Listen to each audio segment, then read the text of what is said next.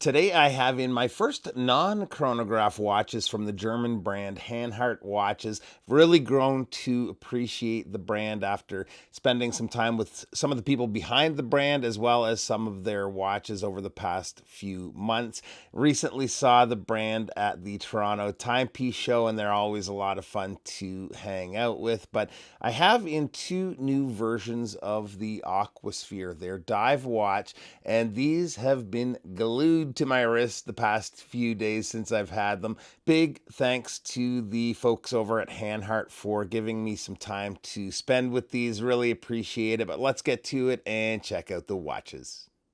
All right. Now, Hanhart watches are, of course, more known for their chronographs, but they also offer some great watches outside their more popular 415 and 417 ES lines, including the Aquasphere.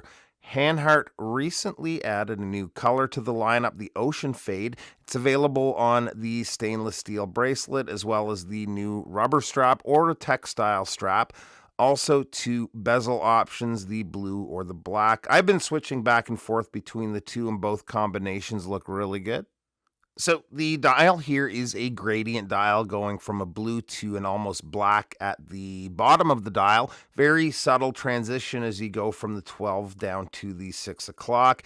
Easy, no nonsense dial layout and no problem with orientation with the large applied numerals at the 12 o'clock. Below that is Hanhart 1882.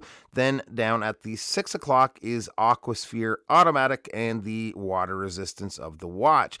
Other than that, the only other text is made in Germany on either side of the 6 o'clock marker. Surrounding the dial is the contrasting raised and angled chapter ring. No problems when it comes to legibility with the handset. Perfect size and length reaching right out to the markers. And I like the red accent on the second hand. Lume is top notch here. Everything from the hands, markers, and bezel are evenly bright and fade at pretty well the same rate. They're using Super Luminova C1 GL X2, and to make it even more legible, they've added that bar across the center of the hour hand, splitting the lume so it's easier to differentiate between the hour and the minutes.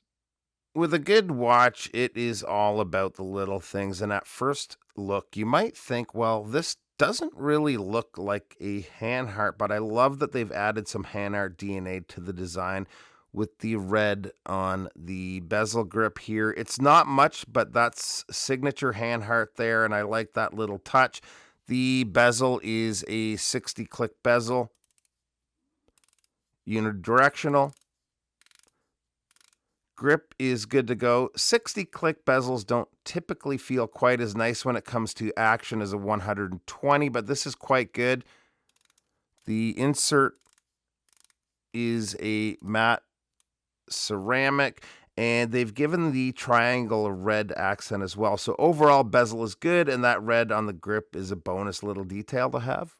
The case looks pretty straightforward, looking straight on like this, but they added the engraved sides of the lugs, which I like the look of. Good curvature of the lugs, too, to help keep it seated where it belongs on wrist. There's also the helium escape valve there.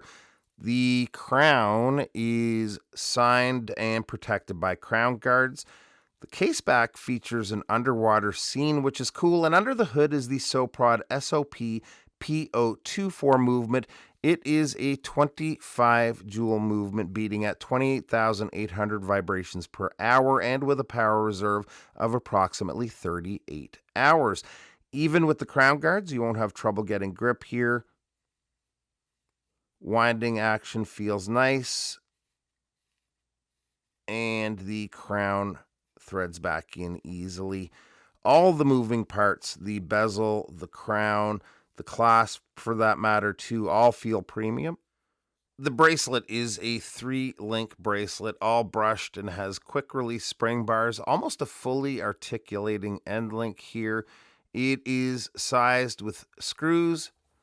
We have a signed clasp with 3 micro adjusts. Only negative for me as someone not taking this diving is the dive extension versus an on-the-fly adjustment system. Just something I personally won't use, but the micro adjust is there, so I was able to get a good fit. The rubber strap, which is new to the line, is so good. I'd have a hard time choosing between this or the bracelet. Almost the 50-50 for me. Pretty cool how they split the name, and I'm not sure how well that'll come out on camera, but they have HAN on this side of the strap, HART on the other. It's a very thin strap, so very flexible. Also has quick release, but a favorite for me with this is the clasp, where they have that red again, same as the bezel. Like I said before, it's the little things that elevate a watch to that next level. So yeah, love that. And on the inside, there's some details there as well with the logo on the inner clasp. Size on the watch comes in at a case width of right at 42 millimeters. The lug to lug is 49.1 millimeters. Lug opening is 20 millimeters, and the thickness is 12.7 millimeters. The crystal is an AR treated sapphire, and the water resistance is 300 meters. And here it is on my 7.25-inch wrist. And yeah, these are great. The gradient dial looks really nice. Nice shade of blue, and the little hits of red go really good against the blue. Not sure if I'd go black or blue bezel, but I do like the contrast of the black against the blue dial.